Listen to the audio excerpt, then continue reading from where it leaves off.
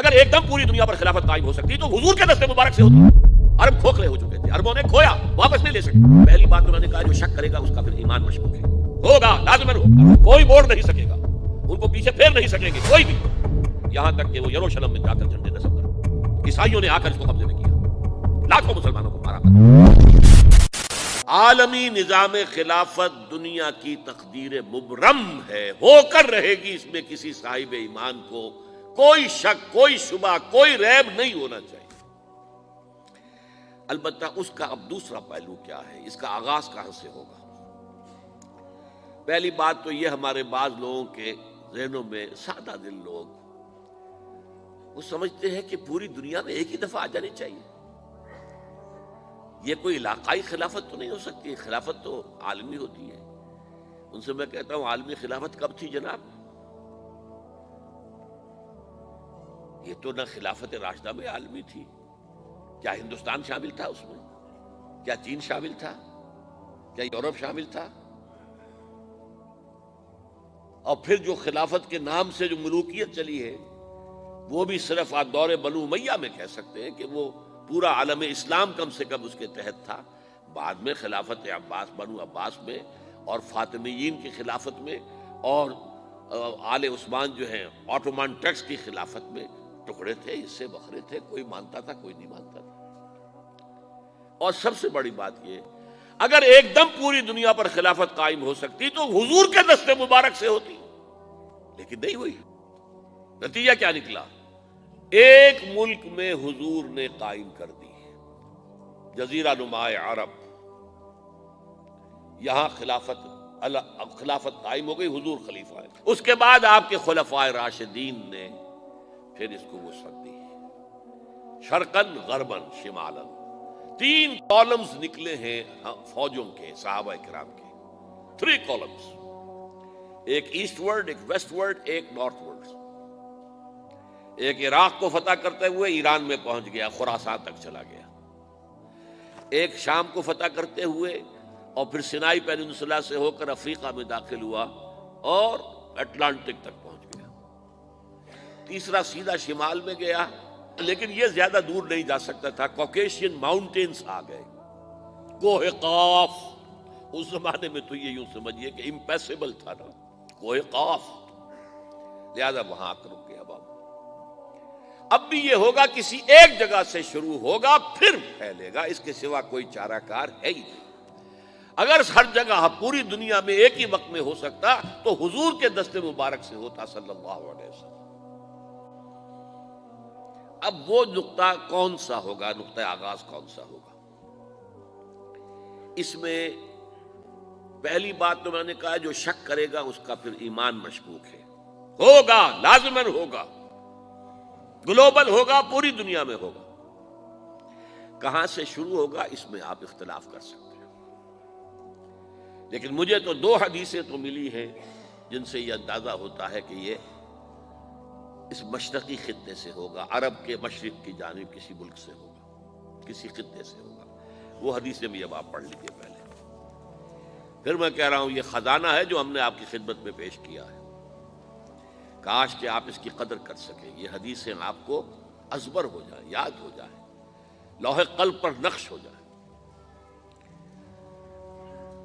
ہندوستان اور خراسان یعنی موجودہ افغانستان کا ذکر ابن ماجہ کی روایت ہے، عن عبداللہ ابن الحارث رضی اللہ تعالی عنہ قال رسول اللہ صلی اللہ علیہ وسلم یخرج ناس من المشرق یوطئون للمہدی یعنی سلطانہ، یعنی سلطانہ، دونوں طرح سے پڑھ سکتے ہیں. حضرت عبداللہ ابن حارث فرماتے ہیں رضی اللہ تعالی عنہ کہ حضور نے ارشاد فرمایا مشرق کی طرف سے وہ فوجیں نکلیں گی، لوگ آئیں گے جو عرب میں مہدی کی حکومت قائم کریں گے. یہ مہدی کون ہوں گے اس کا ذکر میں ذرا بعد میں کروں گا، لیکن نوٹ کر لیجئے کہ مہدی سے پہلے لازماً کسی مشرقی علاقے کے اندر وہ نظام قائم ہو چکے گا، تب وہاں سے فوجیں آئیں گی نا. یہ مشرق کون سا ہے؟ عرب کے مشرق میں آپ چلیے ایران بھی آ جائے گا، افغانستان بھی ہے، پاکستان بھی ہے. اور اگر اسے اور توسیع دیں تو ہندوستان بھی ہے۔ یہ ہے عرب کا مشرق،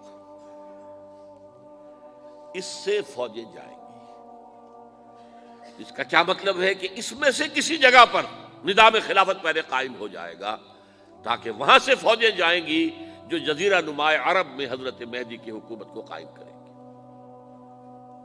اب دوسری حدیث سنیے، یہ سنن ابن ماجہ کی حدیث تھی جو میں نے آپ کو سنائی، آپ نے پڑھی۔ دوسری، عن ابی ہریرہ رضی اللہ تعالی عنہ،